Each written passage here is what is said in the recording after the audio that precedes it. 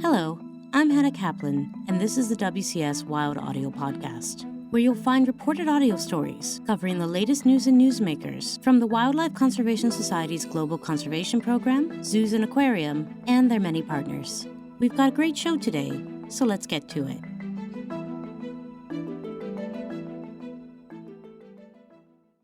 The most important thing we can do to address climate change is reduce our greenhouse gas emissions. Protecting intact nature can also be a big part of the solution. But let's say we do these things, and we manage to constrain climate change. What type of world will be left for us to live in if we don't intentionally change our conservation strategies now? That's where climate adaptation has a part to play. Dan Rosen has the story.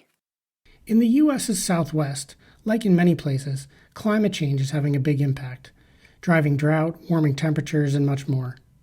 This includes for the Navajo Nation. There, climate change is a threat to wildlife, to culture and traditions, and to human health. There's a nonprofit group in the area, Tully Lake Enterprises, that's working to respond. They launched a pilot project to restore over 100 acres with native and climate-adapted plant species. The hope is that this type of restoration will make the landscape more resilient going forward. It's one of many projects that Liz Tully and the WCS Climate Adaptation Fund have helped support. Here's Liz.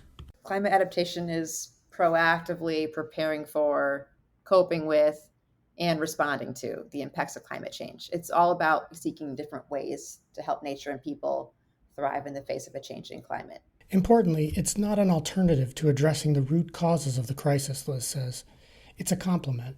If we don't do adaptation now, and we eventually succeed at our mitigation goals, we're not going to have intact functioning ecosystems. We're going to have destroyed landscapes and human communities. It's a way to keep things as functional and intact as possible while we're fighting that mitigation battle in the atmosphere. Adaptation is, more like the ground game or the ground battle.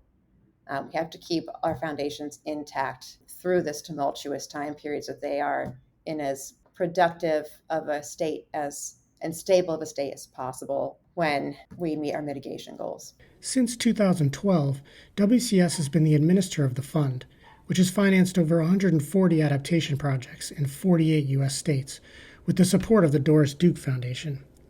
Tully Lake Enterprises, the group I mentioned at the top of the episode, is one. Liz has managed the fund, which has awarded over $24 million to this big list of partners, which includes many tribal groups around the U.S. When tribal partners started showing up in our proposals at an increasing rate, it really evolved our program even more to understand that in some cases it's not that there is a conservation project that provides human co-benefits. There are projects where the human co-benefits and the ecosystem benefits are one and the same.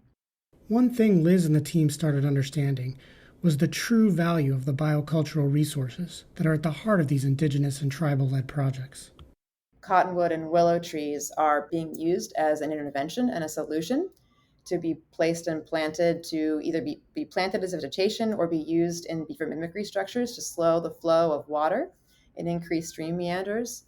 But also those species are culturally and spiritually relevant for spiritual ceremonies. So they're performing these dual roles, and the benefits are dual to the ecosystem and to the people and the tribe.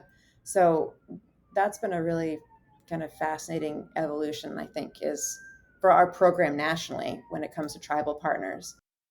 In recent months, we've all seen the pace and the intensity of climate impacts. That shift and the lack of predictability are big challenges for the people trying to do adaptation work on the ground. Another challenge to this work, Liz says, is changing the mindsets of conservationists and natural resource managers. Some of them have been working in a specific system for decades. What's difficult, I think, is accepting that in some cases you have to go back to square one and reassess your assumptions, and changing your goal is difficult. It's even more difficult sometimes to face the reality that your treasured ecosystem might not be able to remain in its current state and may have to be transitioned to something different, to a new ecosystem type. What makes this easier is that the process is very similar to what they already do. Science underpins it all.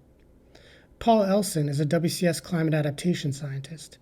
His work is helping to inform the decisions those folks on the ground are making.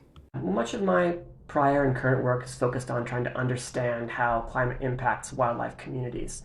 And a consistent pattern that we see for wildlife around the world is species responding to warming temperatures by shifting their distributions poleward and to higher elevations to access cooler temperatures, try to basically persist in the climatic environment that they're used to.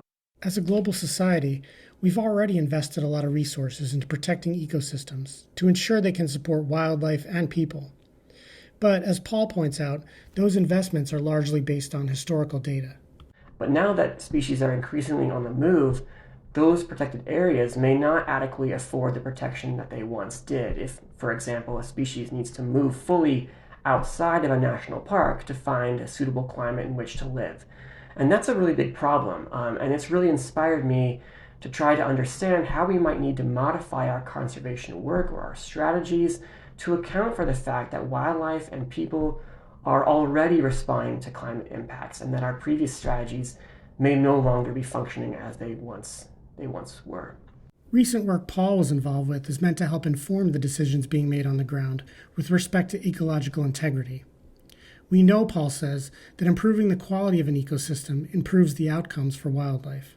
What we wanted to highlight in this perspective is the underappreciated fact that there's now a lot of evidence that shows that improving the quality of an ecosystem and improving the ecological integrity also helps nature and people adapt to climate change.